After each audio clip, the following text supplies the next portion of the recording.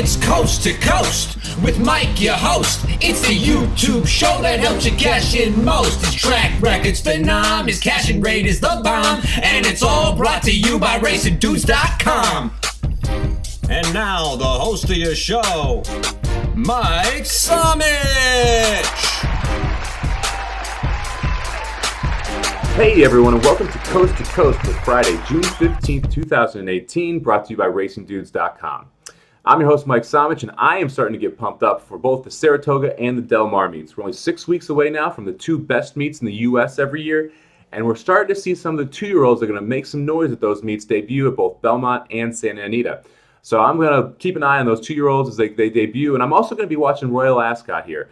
Every year, it's one of the best meets in the world, and it doesn't get enough love in the U.S. You get some wonderful horses that are running in Europe on the grass. It's a great barometer for the Breeders' Cup races that we're going to see in November on both the Friday and Saturday to see some of the European horses run against some U.S. horses. I also love keeping an eye on the Wesley Ward horses that run over there. Every year, he's got a couple horses that go that some of them perform well, some perform a little subpar, but when they come back to the States, they don't seem to get bet as heavily as I think they should. So I always like keeping an eye on his horses that come back from at Royal Ascot, specifically the 2- and 3-year-olds that come back, and make sure to play them back again in the future. So that's what I'm looking forward to the next couple weeks, but you're here to get some picks. So without further ado, let's go coast to coast. East Coast. All right, we're going to start out with the 5th over at Belmont. It's a $50,000 allowance for fillies going 7 furlongs on the turf. I picked out this race because it's a very important race in today's sequences. It ends the early pick 4 and pick 5, as well as starts the late pick 5. It's your second leg of the pick 6. And it's one of the tougher races, especially in the early pick 5. And I believe that there's really a standout here that I don't think is going to get bet as heavily as it should. So I'm going to be singling the 12 horse in quite a few of my tickets, Angel Food. Angel Food is going to be going second time on the turf here. And if you look at her past performances, she was able to win first time out for Mott, which is not all that a common occurrence. He's usually around 5-6% there.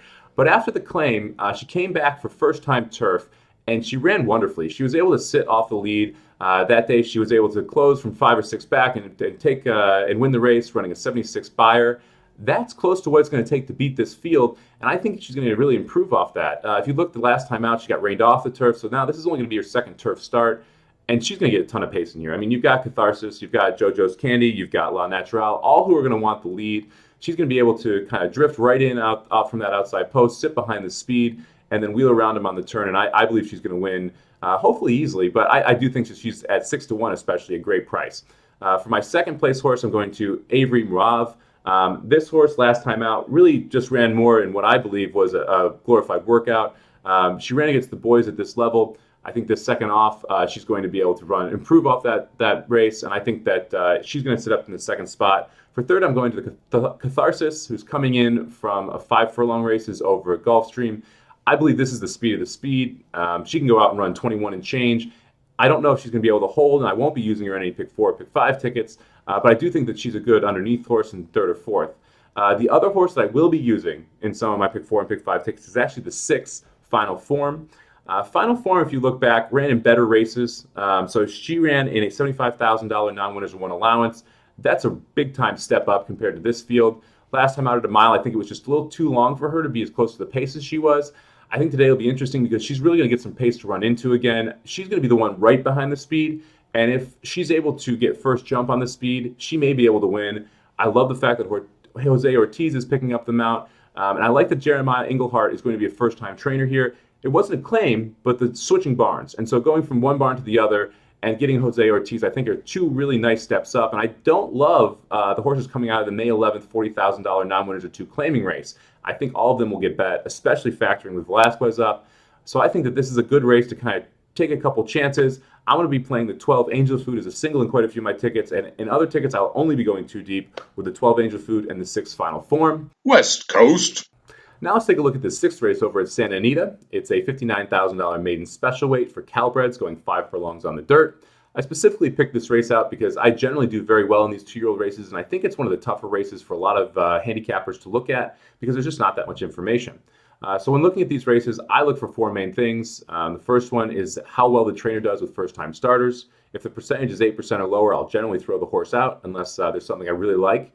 The second thing I'm looking for is gate workouts. I want to see 1 to 2 gate workouts on there. If you start seeing 3, 4, or 5, I think that could be a sign of the horse either having trouble going in or coming out of the gate. And in these 5 furlong races and these 2-year-old races, if you can't break, it's not a good sign.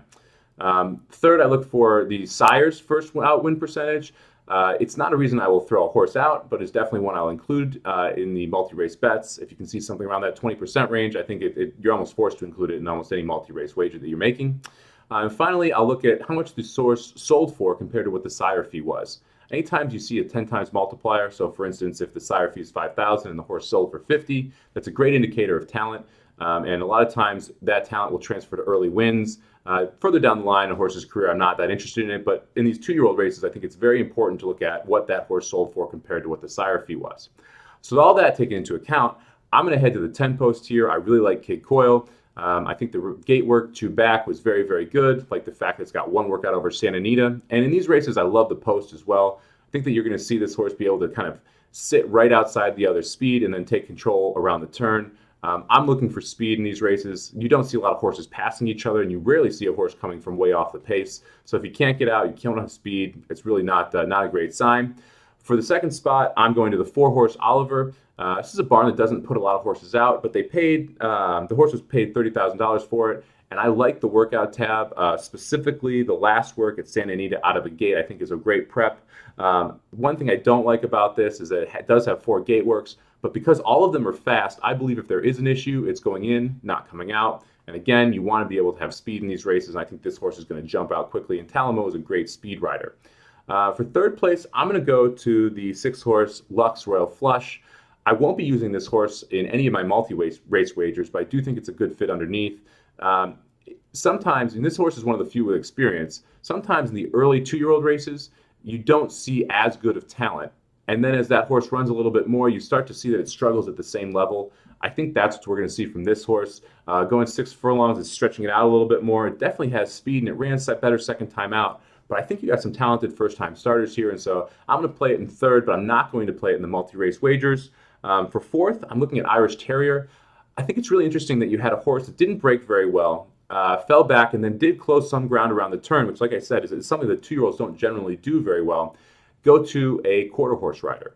So I think that the fact that you're going to this quarter horse rider, you're going to have a little bit more pressure on the horse right out of the gate to try and get some speed out of it, should bode well. And I think that it could sit a good trip. If it improves a lot, it could win the race. At 15-1, I'm willing to take a shot here. The other horse I want to make sure I mention, and I will be using in multi-race bets, is the 8-horse Concord Jet. The sire, Concord Point, is 19% with first-time starters.